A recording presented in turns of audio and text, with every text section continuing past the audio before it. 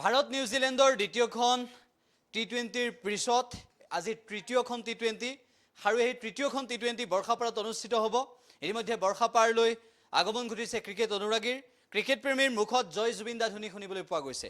কেৱল জয় জুবিন দা ধ্বনিয়ে নহয়, শ্যামকানু মহন্ত আৰু সিদ্ধাৰ্থ শৰ্মাৰ ফাঁচীৰ দাবীও উত্থাপন কৰিছে ক্ৰিকেট অনুৰাগীয়ে। এয়া হৈছে কলকাতাৰ পৰা অহা ক্ৰিকেট অনুৰাগী, এয়া জুবিন প্ৰেমী ক্ৰিকেট অনুৰাগী। তৃতীয়খন টি20 আৰু সেই তৃতীয়খন টি20ৰ বাবে সাজু হৈছে ভাৰত নিউজিলেণ্ডৰ দল।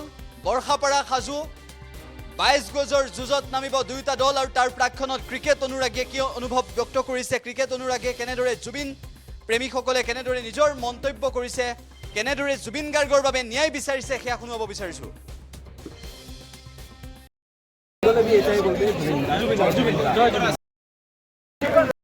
জয় জুবিনদা, জুবিনদাক ন্যায় লাগে, ন্যায় পাব লাগিব। যিমান অসমীয়া হওক, অসমীয়া হওক, ভাৰতবৰ্ষ হওক, জুবিনদাৰ ন্যায় লাগে। কিয় কাৰণে তাক ইমান ইমান মৰমৰ জুবিনদাক কিয় কোনে এনেকুৱা কৰিছে?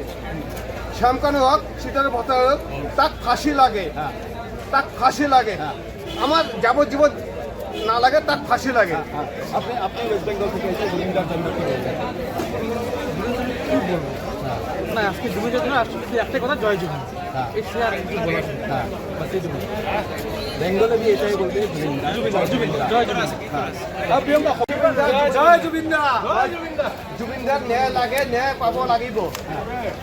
যিমান অসমীয়া হওক, অসমীয়া হওক, ভাৰতবৰ্ষ হওক, জুবিনদাৰ ন্যায় লাগে। কিয় কাৰণে তাক ইমান ইমান মৰমৰ জুবিনদাক কিয় কোনে এনেকুৱা কৰিছে?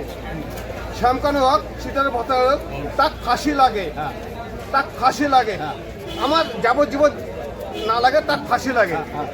আপনি ওয়েস্ট বেঙ্গল থেকে এসে জুবিনদার জন্য কি বলবেন? না, আজকে জুবিনের জন্য একটাই কথা, জয় জুবিন। এসে আর কি বলার? বেঙ্গলে भी এটাই বলতে জয় জুবিন। জয় জুবিনদা, জুবিনদার ন্যায় লাগে, ন্যায় পাব লাগিব।